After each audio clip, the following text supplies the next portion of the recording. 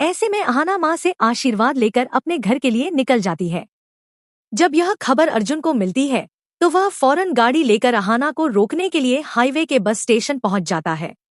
अर्जुन अहाना को रोकने की कोशिश करता है, मगर अहाना उसे पूरी तरह नजरअंदाज कर देती है और अपनी मंजिल की ओर बढ़ जाती है। अहाना के इस बदले हुए रवैये से अर्जुन पूरी तरह टूट जाता है। लेकिन यहीं से कहानी में आता है एक नया मोड़। अहाना अपने ही घर से मूर्तियों का ऐसा व्यापार शुरू करती है जिससे सबके होश उड़ जाते हैं। जिस दुकान में अहाना ने अपनी मूर्तियां बेचने का फैसला किया था, वह शहर की सबसे मशहूर दुकान निकलती है।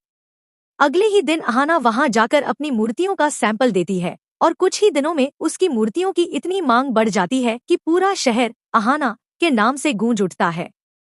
धीरे धीरे अहाना को इतनी शोहरत मिलती है कि खुद दुर्गा देवी उससे मिलने का निर्णय लेती है। वहीं दूसरी ओर अर्जुन, जो अब तक अहाना के खिलाफ खड़ा था, आज उसी अहाना के साथ खड़ा दिखाई देता है। अहाना अपने आत्मविश्वास और मेहनत से सबको यह यकीन दिला देती है कि अगर विश्वास सच्चा हो तो कुछ भी नामुमकिन नहीं। लेकिन कहानी यहीं खत्म नहीं होती। यह तो एक नई शुरुआत थी। कई दिनों से अहाना और अर्जुन के बीच की दूरियां इतनी बढ़ चुकी थी कि हर बात पर तकरार और चुप्पी दोनों के बीच दीवार बन चुकी थी। अर्जुन, जो अपनी मां दुर्गा देवी का लाडला था, उसकी परवरिश ने उसे सख्त बना दिया था।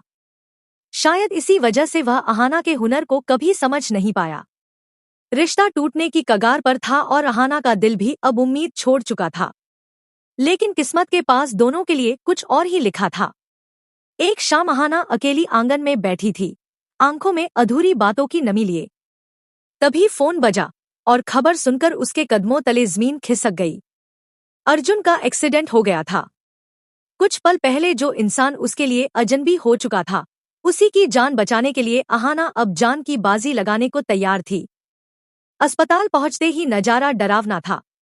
ऑपरेशन थिएटर की लाल बत्ती जल रही थी और दुर्गा देवी दीवार से लगी खामोश खड़ी थी। डॉक्टर बोले, खून की जरूरत है और ब्लड ग्रुप बहुत रेयर है। अहाना बिना सोचे बोली, मेरा खून ले लीजिए। वह पल जैसे खुद भगवान ने लिखा हो। उसका खून अर्जुन की रगों में बहने लगा। कई घंटे की जद्दोजहद के बाद डॉक्टर बाहर आए। चेहरा झुका हुआ था।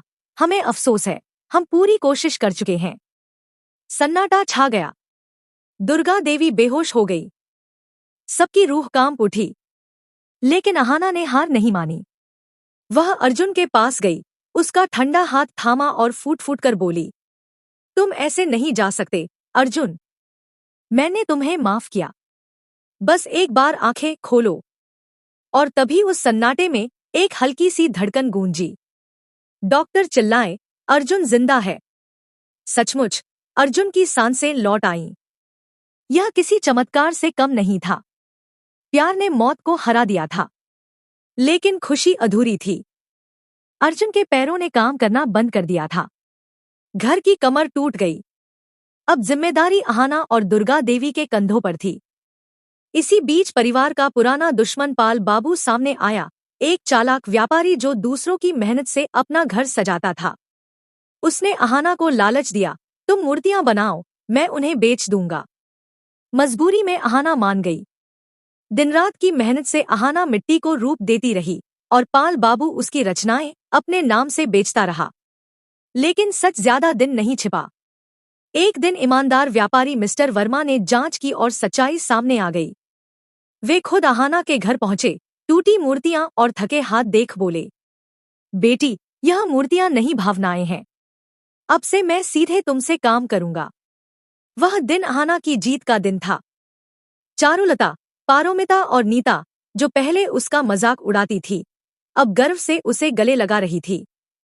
अर्जुन, जो व्हीलचेयर पर बैठा यह सब देख रहा था, उसकी आंखों में पछतावे के सागर थे। उसे एहसास हुआ कि अहाना सिर्फ उसकी पत्नी नहीं, उसकी ताकत है। फिर शुरू हुआ एक नया सफर। अहाना ने अपनी तीनों साथियों के साथ गुड़ियों का छोटा कारोबार शुरू किया। पहली बार जब वे बाजार पहुंची तो लोगों के ताने झेले, पर हारी नहीं। अगली बार उन्हीं गुड़ियों ने मेले में सबका दिल जीत लिया। एक बड़ी कंपनी ने उन्हें ऑर्डर दिया और अहाना घर लौटी, हाथ में मेहनत की कमाई लेकर। उसने वह रकम दुर्गा देवी के चरणों में रखी, 500 रुपए की पोटली। लेकिन उसमें एक परिवार की इज्जत थी। दुर्गा देवी की आंखों में गर्व था। अर्जुन ने सिर झुका लिया। मैंने तुम्हें नहीं समझा अहाना, माफ करना। अहाना मुस्कुराई। अब मैं किसी की परछाई नहीं, खुद अपनी पहचान हूँ। चारों बहुएं, अहाना, चारुलता, पारोमिता और नीता, अब सिर्फ ठाकुर हवेली की औरतें नहीं रहीं। वे उम्मीद और आत्मनिर्भरता की मिसाल बन चुकी थी। कहानी यहीं खत्म नहीं हुई, बल्कि अब शुरू हुई एक नई लड़ाई, जहां चार औरतें अपने हक और सम्मान के लिए खड़ी थीं। क्योंकि अब वे जान चुकी थी, औरत हार सकती है लेकिन झुक नहीं सकती। अगर अहाना की कहानी ने आपके दिल को छुआ तो कमेंट में लिखिए, सच्ची औरत कभी हार नहीं मानती। और जुड़े रहिए अगले एपिसोड के लिए, क्योंकि अब कहानी और भी गहरी होने वाली है।